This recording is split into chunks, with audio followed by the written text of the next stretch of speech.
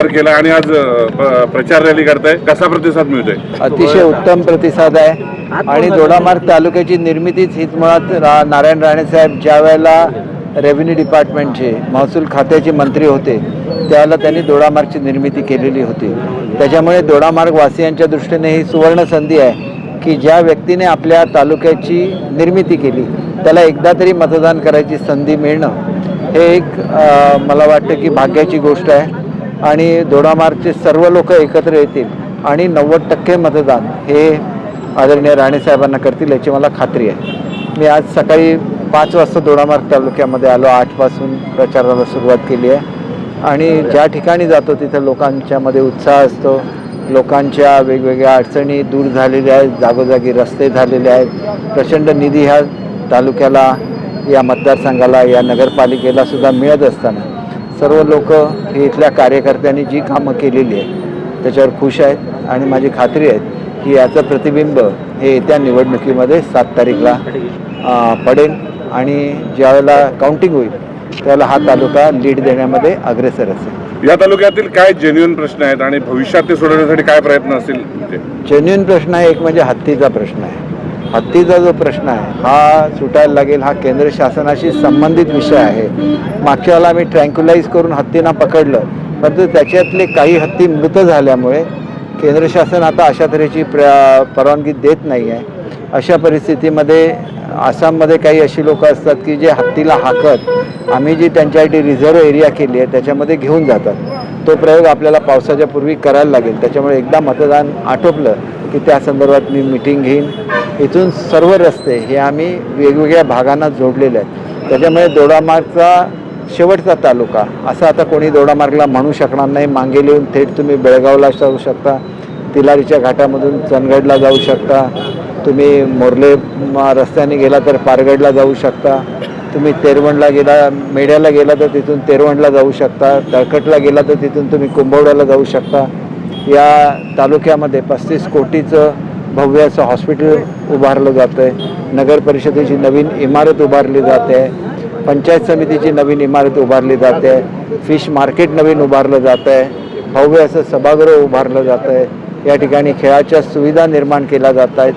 ते कामसुद्धा प्रगतीपथावर आहे आणि ते सुद्धा पावसापूर्वी पूर्ण होईल याची मला खात्री आहे. आणि पर्यटनाचे अनेक प्रकल्प इथं येऊ घात असतानाच चांदा ते बांधामधून तिलारीचा प्रकल्प जो अर्धवट राहिलेला होता त्याला 1 वर्षाची मुदतवाढ नुकतीच अर्थमंत्री अजितदादा पवार यांनी दिलेली आहे. त्याच्यामुळे त्या ठिकाणचं पर्यटन हे प्रत्यक्षात सुरू होईल. डबल डेकर बोटसाठी आम्ही टेंडर काढलेलं आहे. ती बोट आल्यानंतर तिलारीच्या मागच्या भागामध्ये जे वन्य प्राणी आहेत हे बोटीमधून लोकांना बघायला मिळतील. आणि दरम्यानच्या काळामध्ये माझा प्रयत्न हा सुद्धा राहील की आमची पहिल्याच कॅबिनेटमध्ये मी पाटबंधारे खात्याने MTDCकडे हा प्रकल्प न सोपवता स्वतः टेंडर काढावं जेणेकरून लवकरात लवकर प्रोसेस होईल आणि सिंधुदुर्गला जे आमचं एक्सपेक्टेड आहे की इथे एक अम्युजमेंट पार्क, त्याच्यामध्ये स्टुडिओज, अशा तऱ्हेची एक चांगली डेव्हलपमेंट ही जर उभी राहिली तर त्याच्या अवतीभोवती अनेक डेव्हलपमेंट्स होतील. इथं काही भागामध्ये पाण्याचा प्रश्न आहे. उदाहरणार्थ उसप, पिकुळे, माटणे या भागामध्ये पाणी नाही आहे. रत्नसिंधूमधून याच्या सर्वेसाठी पैसे दिलेले आहेत. चांदा ते बांधामधून मागच्या वेळेला 12 कोटी रुपये हे मी या ठिकाणी पाणी देण्यासाठी दिलेले होते, पण मध्यंतरीच्या काळात चांदा ते बांधा योजना रद्द झाली. त्याच्यामुळे पाटबंधारे खात्याकडून जी परवानगी मिळाली पाहिजे की इथून पाणी उचलून ते या गावांना द्यायचं, ती परवानगी प्राप्त झालेली आहे.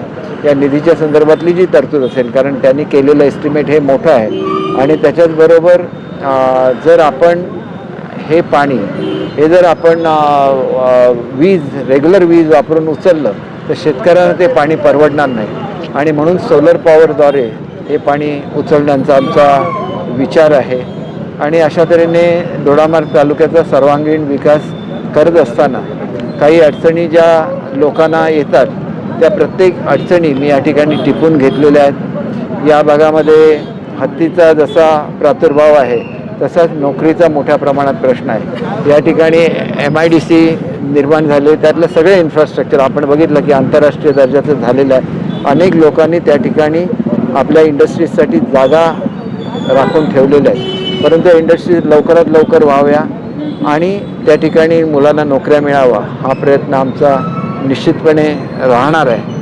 आणि ज्यावेळेला मी जिल्ह्यामध्ये तालुक्यामध्ये फिरलो त्याला काही ठिकाणी पाण्याची तीव्र टंचाई आहे. त्याच्यामुळे काही छोटी धरणंसुद्धा द्यायला लागतील. एक धरण मी फुकेरीला दिलेलं आहे. त्याच्यामुळे खालचा जो बागायतीचा पट्टा आहे, तळकट, कोळझर, कुंभरल, हा संपूर्ण झोळंबे, ह्या सगळ्या पट्ट्यामध्ये मोठ्या प्रमाणात पाणी येऊ शकेल. तशाच तऱ्हेचं एक छोटं धरण हे तळेकोलला देण्याचा माझा विचार आहे. कारण विरडीचं पाणी जे येणार आहे ते विरडीची उंची वाढवून बोगदा काढून आम्ही उसप, पिकुळे वगैरे ह्याला देणार होतो. परंतु विरडीचं धरण अधिक तळेकोलला जर छोटं धरण झालं तर त्याच्या पुढची जी गावं आहेत त्यांचासुद्धा प्रश्न मिटू शकेल. इथं अतिशय प्रसिद्ध असा विरडीचा धबधबा आहे. या धबधब्याकडे जाण्यासाठी 4.5 किलोमीटरचा रस्ता तयार करायला लागेल.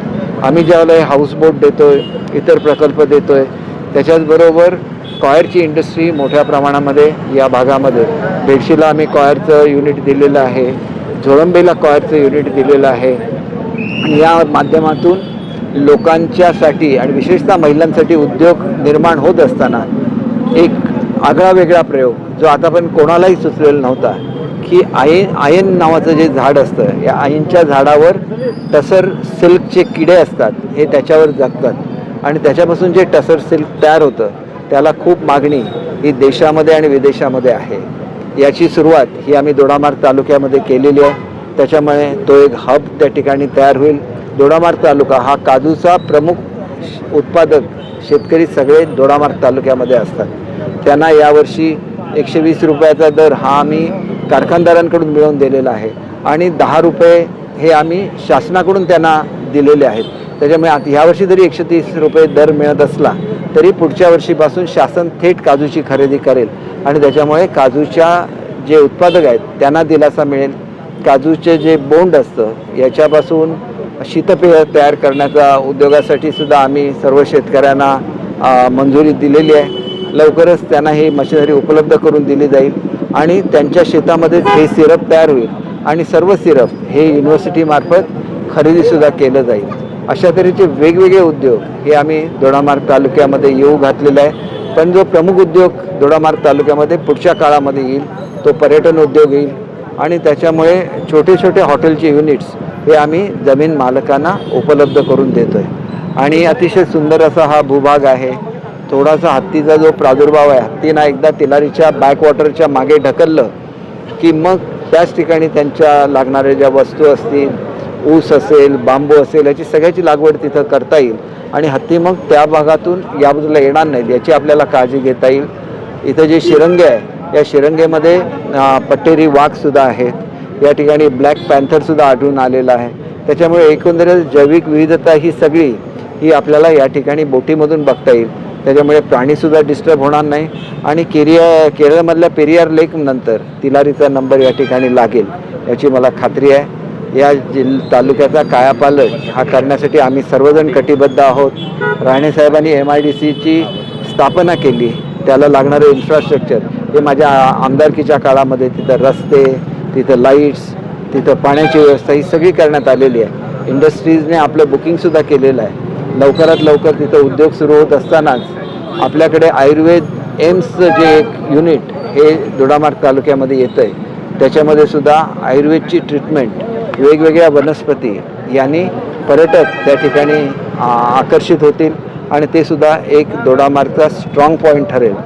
चिपी मोपा विमानतळ झाल्यानंतर एक आगळं वेगळं असं भवितव्य हे दोडामार्ग तालुक्याला आहे आणि निश्चितपणे येत्या 6 महिन्यामध्ये दोडामार्गचं संपूर्ण चित्र हे आपल्याला बदललेलं दिसेल. आणि म्हणून दोडामार्गवासियांना सांगितलेलं आहे की ज्या नेत्यांच्या काळामध्ये या तालुक्याची निर्मिती झाली त्याच्यामागे एक संघपणे अख्खा दोडामार्ग तालुका उभा राहावा आणि 90% जास्त मतं ही राणेसाहेबांना मिळावी अशी मी त्यांना विनंती केली आहे. आणि माझी खात्री आहे की दोडामार्गची लोक राणेसाहेबांवर प्रेम करतात.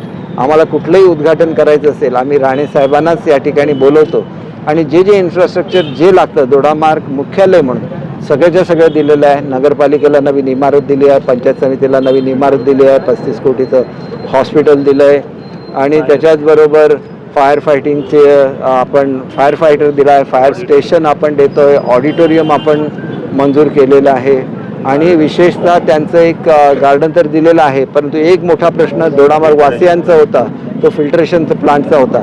त्याच्यासाठी सुद्धा 2 कोटी रुपये हे दिलेले आहेत. अगदी आम्ही देताना भरून भरून देत असतो. शिंदेसाहेब माझ्याकडे जो नगरविकासचा मोठा निधी देत असतात, त्याच्यापैकी बहुतांश कामं ही मी दोडामार्ग नगरपालिकेची मंजूर केलेली आहेत आणि त्याच्यामुळे जी नागरिकांची अपेक्षा या नगरपालिकेकडून होती ते निश्चितपणे पूर्ण करतील आणि लवकरच दोडामार्ग तालुका हे एक पर्यटकांचं नंदनवन ठरेल याची मला खात्री आहे. भाई 4 तारीखला आदित्य ठाकरे, 3 तारीखला उद्धव ठाकरे कणकवलीमध्ये येत आहेत.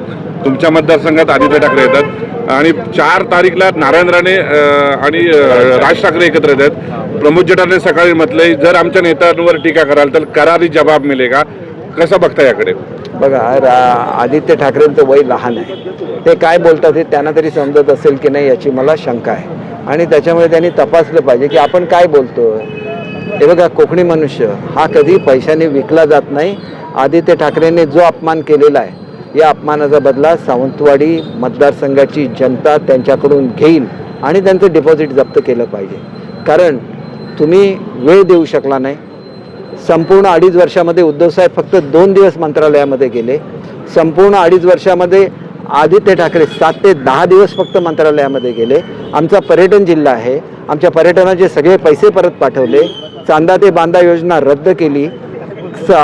जो आमचा काजूचं जे अहवाल मी तयार केला होता 2.5 वर्ष त्याला पैसे नाही दिले. शिंदेसाहेबांनी लगेच 1500 कोटी रुपये काजूच्या शेतकऱ्यांना दिले. कबलातदार गावकऱ्यांच्या प्रश्नाला स्टे दिला. हा स्टे 2.5 वर्ष उठवला नाही. आणि काय करायचं शिल्लक ठेवलं तुम्ही कोकणासाठी? आणि तुमची काय अपेक्षा आहे की आम्ही आपापसात भांडावं, कोकणाला मागे ठेवावं? आम्हाला कोकणाचा स्वाभिमान आहे आणि कोकणाचा स्वाभिमान काय असतो याचा तुम्ही एकदा अनुभव घेतलेला आहे. तुम्ही म्हणत होता की आमच्याकडून बाहेर पडलेले आमदार निवडून येत नाहीत. 11 पैकी 10 आमदार हे कोकणाने पुन्हा एकदा निवडून दाखवले आणि तुमची हुकुमशाही इथं चालणार नाही याची तुम्हाला जाणीव करून दिलेली होती. पुन्हा एक तेच करण्यासाठी तुम्ही कोकणात उतरणार असाल तर कोकणची जनता तुम्हाला थारा देणार नाही. कोकणामध्ये कुठलाही प्रकल्प येऊन दे, विरोधाशिवाय तुम्ही काही केलेलं नाही आहे. समृद्धी महामार्ग जे एक नागपूरपासून मुंबईपर्यंत चित्र पालटणारा जो समृद्धी महामार्ग होता ते काम होऊ नये म्हणून तुम्ही किती प्रयत्न केला. तुमच्या काळामध्ये कोस्टल रोड रेंगाळला, तुमच्या काळामध्ये मेट्रोचं काम रेंगाळलं, तुमच्या काळामध्ये ट्रान्स हार्बर लिंकचं काम ओलांडलं. महाराष्ट्र हे भारताचं ग्रोथ इंजिन आहे. मोदी साहेब कशासाठी मोदी साहेबांवर टीका करता? त्यांनी तर जगामध्ये भारताचा मान राखलेला आहे. तुम्ही काय केलं? तुम्ही तर बाळासाहेबांचं नाव सुद्धा राखू शकला नाही. स्वातंत्र्यवीर सावरकरांचा सन्मान राखू शकला नाही.